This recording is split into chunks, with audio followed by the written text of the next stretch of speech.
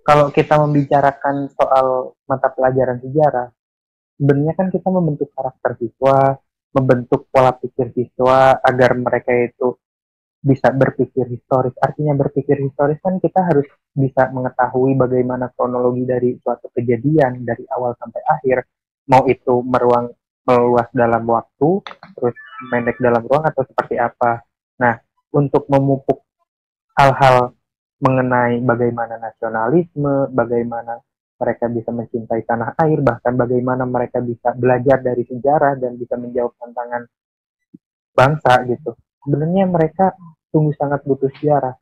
Salah satu contohnya seperti ini aja deh. Saya pernah menemukan salah satu siswa yang dia itu menganggap tidak penting belajar sejarah karena sejarah jauh dari kehidupan saya. Buat apa sih sekarang kita mempelajari soal zaman Belanda, soal zaman Jepang menjajah, terus ada lagi buat apa sekarang kita mempelajari soal zaman-zaman kerajaan.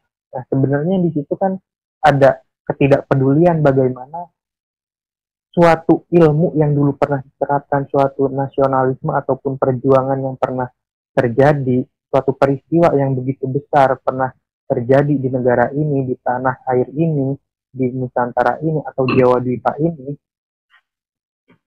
seolah-olah terabaikan karena rentang waktu dia hadir ke dunia dan rentang waktu dari peristiwa itu terjadi. Sebenarnya kalau kita mengambil salah satu hikmahnya ataupun salah satu nilai yang ada dalam sejarah, itu bisa digunakan. Contohnya saja sekarang banyak kan para anggota-anggota dewan ataupun ya calon anggota dewan lah ataupun calon-calon pemimpin yang mereka selalu saja mengebor-geborkan sejarah atau apalagi kalau kita mengingat bagaimana presiden pertama kita Bapak Soekarno itu yang mengatakan bahwa jas merah jangan sekali-kali melupakan sejarah.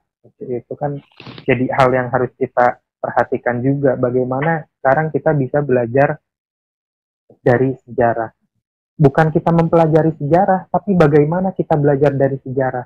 Kalau mempelajari hanya sekedar mempelajari, hanya sekedar hafalan dan tidak belajar, kalau proses belajar kan itu ada sesuatu hal yang lebih konkret seperti ini. Ada suatu perubahan yang terjadi dalam diri seseorang. Kan tujuan belajar juga yang tadinya tidak tahu menjadi tahu atau yang tadinya tidak bisa menjadi bisa untuk menyempurnakan adab dari seorang siswa ataupun seorang manusia yang sedang belajar. Kalau misalnya hanya sekedar mempelajari, sebatas mempelajari saja, sekedar memahami, tidak belajar. Jadi kita harus tahu bagaimana caranya belajar dari sejarah. Seperti itu, Kak Sandra.